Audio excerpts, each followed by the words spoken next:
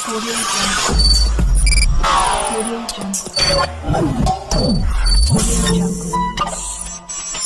Audio Jungle. Assalamualaikum warahmatullahi wabarakatuh. Good morning everyone. Welcome back with me Mr. Asep. Today's topic of psychology and education, we are going to study focusing on personality. Because personality is one branch of psychology. And we would like to relate personality to language learning. With me, Mr. Asep. Are you ready? First of all, I would like to say to you, hopefully you are staying healthy, staying at home, stay safe. And happy fasting, of course. Personality and psychology. Let's start it with these two terms. Personality is the key individual difference, everyone. Most of people believe that the psychology is essentially the study of personality. According to Proven and Jordan, when there are many branches of psychologies and also many subdivisions of psychologies relates to the study of the consistency of the characters of human beings, which are very complex, and these characters relates to someone's personality. So personality and psychologies are related each other. Then let's define what personality is. It can be defined as one's whole character or nature. In easy example or in easy definitions. For more complete definitions, it is characteristics of the persons that account for consistent patterns of feeling, thinking, and behaving. In this case, we have to underline that personality represents those characteristics of persons. Okay?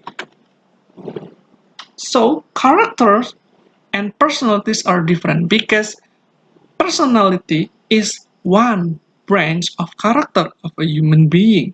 So character is very wide, including personality inside the character. Personality accounts for consistent pattern, okay?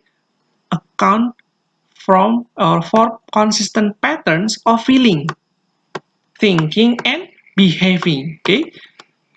So the way we feel about something or service, the way we think and the way we behave based on what we feel and what we think, this is our personality. Okay, personalitas kita. This is personality. You get it?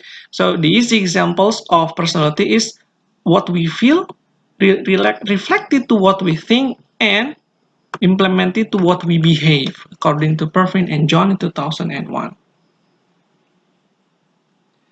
When we relate it to educations, of course, because our students will be studying the subject we are teaching. And it cannot be separated from what they feel about the subject, what they think about the subject, and later on what will they behave according to the lessons they have got. So this is the importance to be considered in psychology and education related to personality. Let's jump into the structure of personality. The structure of personalities can also be in the form of the indicators or aspects ya, aspects of personality. Di aspek personalitas itu ada apa saja sih isinya? There are many experts saying about the structure of personality, but the most famous one is the Big Five model, or we call it five-factor model, FFM ya, proposed by Robert McCrae and also Paul Costa. This Big Five models is not only understood by the specialists on psychologists, but it can also be easily understood by us as the general people studying outside psychology field. It consists of 5 basic personalities as it mentioned, yeah, Big Five model. So there are 5 basic personality dimensions or dimensions, and it is formed to the acronym OCEAN. Okay, OCEAN stands for openness, conscientiousness, extraversions, introversions, agreeableness, neuroticism, emotional stability.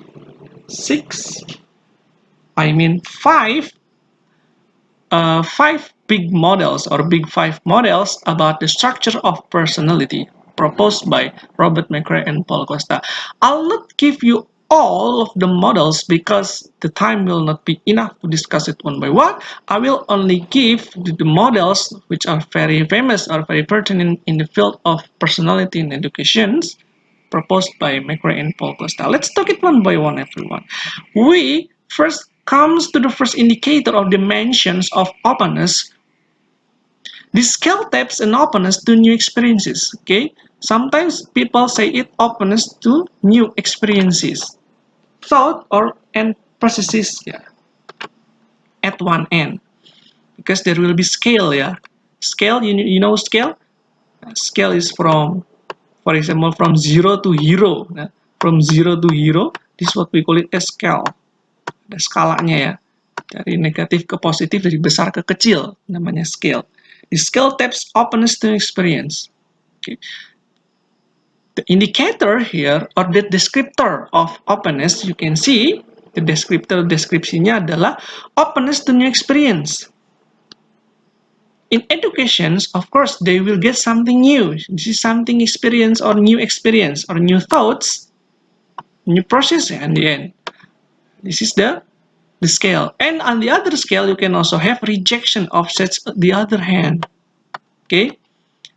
Jadi keterbukaan, skala yang pertama itu adalah indikator yang pertama dari personalitas itu adalah keterbukaan, atau sometimes people say kejujuran juga ya.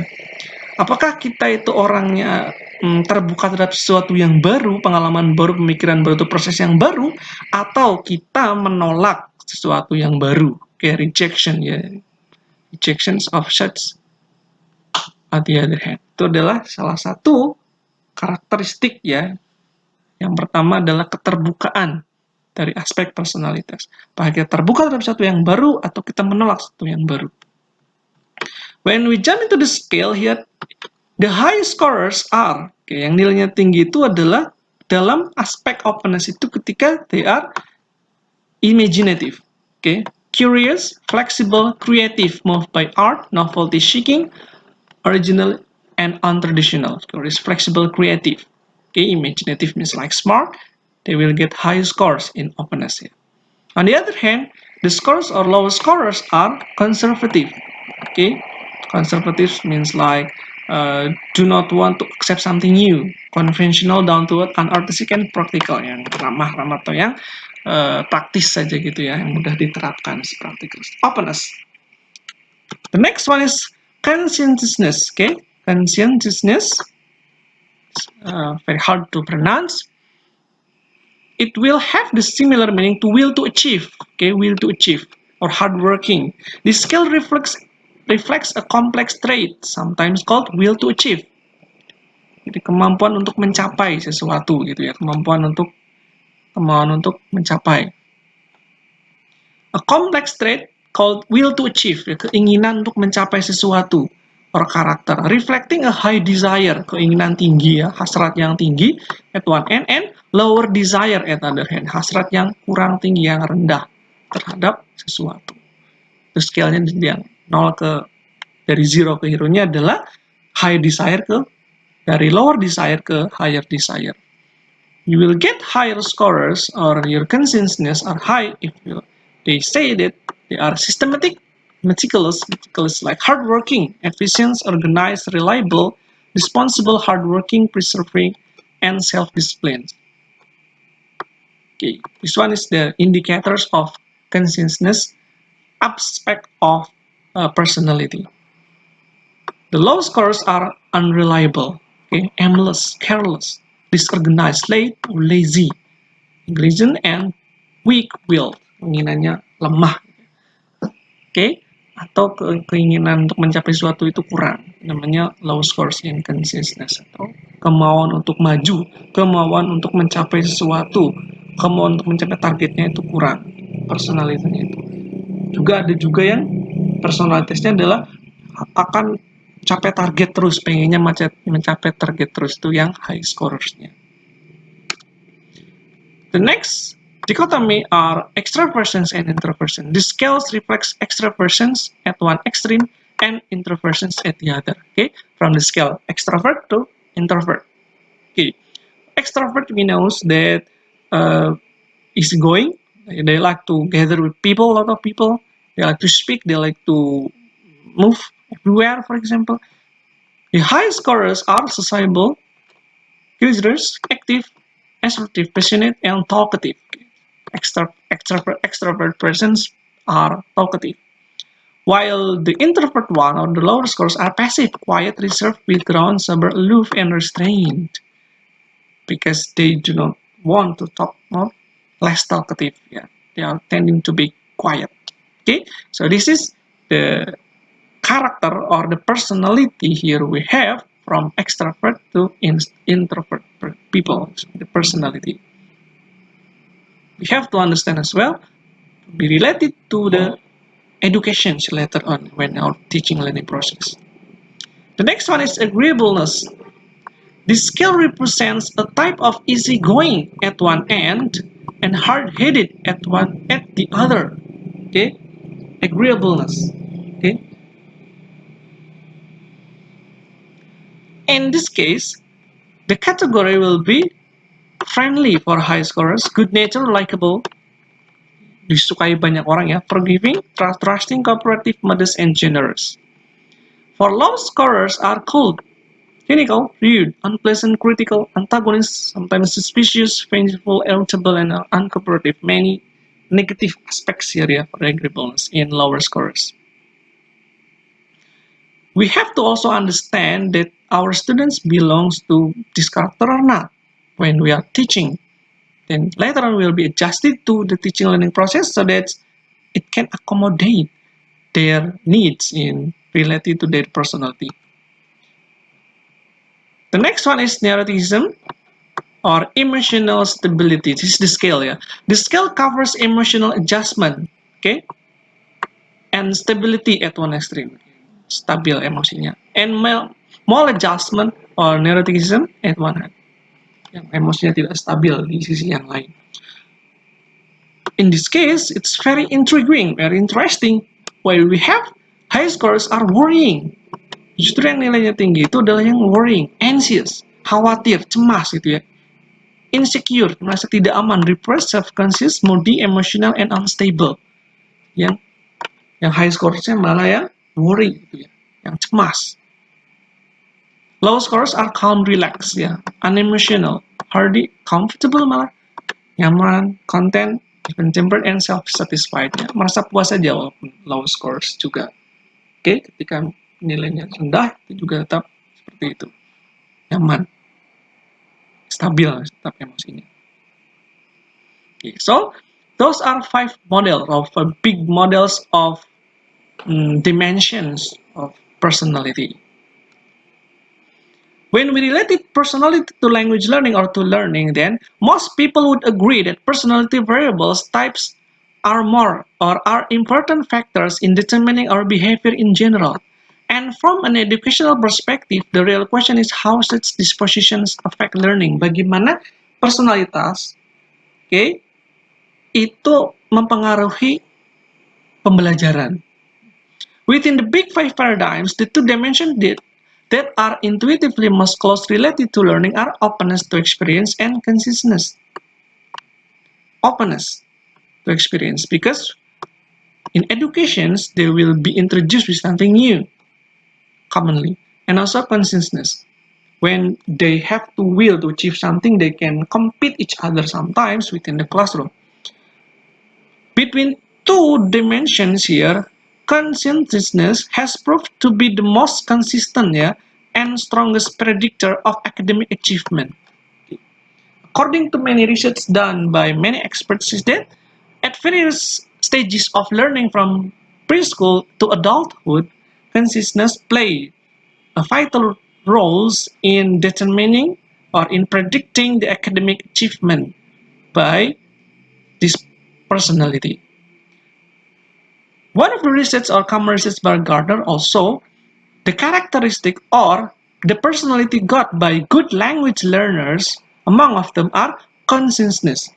Jadi di sini menurut para ahli, ketika di conscientiousness atau willing to achieve-nya itu tinggi, itu akan berkorelasi dengan hasil pembelajaran yang memuaskan juga. Dari itu, we have to also understand the personality of the students, and by they also focus on the consciousness. On the other hand, extraversion has been found to have negative relationship. Ternyata extraversion itu adalah kaitannya negatif dengan academic success. Kenapa? Because introverts greater ability to consolidate learning. Karena introvert itu lebih cenderung belajar lebih nyaman. Why? Because they can consolidate learning, lower distractibility. Kurangnya kayak pengecoh gitu atau pengacau, and better study habit ya. Yang introvert itu biasanya study habitnya itu better. Karena kalau extrovert itu lebih cenderung terdistract oleh apapun, oleh orang lain, oleh sesuatu yang baru, sesuatu yang baru, dan lain-lain. Tetapi kalau untuk introvert biasanya lebih cenderung diam, lebih fokus, dan lebih tidak terdistract terhadap sesuatu yang lain. Okay. Similarly, neuroticism often also produce negative correlations with learning achievement. Ternyata neuroticism itu juga negative correlations dengan learning achievement-nya. Why? Because the anxiety factor that substance. Karena semakin tinggi dia mencapai sesuatu, ini orang-orang yang neuroticism ini, karakter yang neuroticism itu, kalau dia semakin bagus nilainya, semakin keren, semakin mantap, malah dia akan semakin cemas, semakin depresi, dan juga semakin tidak nyaman. Oke, karena pencapaian yang telah dia rasakan. Karena itu korelasinya malah jadi tidak bagus dengan learning achievement karena akan menekan dirinya sendiri. Oke, so big five paradigms that we have just talked are commonly embedded or important. We have to know when we are teaching our students. Then we can adjust, we can easily get well along with the students. Kita juga bisa menjadi motivator atau coach yang baik bagi students kita kalau kita tahu personality atau karakter dari masing-masing peserta kita. Kita juga bisa interview atau menggunakan wawancara dan lain-lain angket untuk mengetahui personalitas dari masing-masing peserta kita sehingga kita bisa mengembangkan benar-benar kemampuan mereka dalam belajar berbahasa Inggris di sini. Okay. And I'll have to give you tasks, everyone. I want you to reflect about these 5 big paradigms. Which one belongs to you according to yourself? Because we know that the divisions of these 5 big dimensions are very large, you know. Subdivisinya memang banyak. Cuma kalau dari 5 dulu ini, dari neuroticism sampai yang misalnya extrovert itu, you belong ke yang mana? Baik yang ke higher atau yang ke lower score-nya nanti lebih cenderung kemana? Apakah ke yang openness atau consciousness atau neuroticism atau ke extrovert introvert atau lain-lain. Okay? Thank you very much everyone for your participations and watching this video. If you like this video, you may like, share, subscribe, and comment if you have any questions. And also the other one, you may put your comment below. Thank you very much for coming to this video. See you in the next video. Stay safe, stay healthy, happy fasting. Assalamualaikum warahmatullahi wabarakatuh.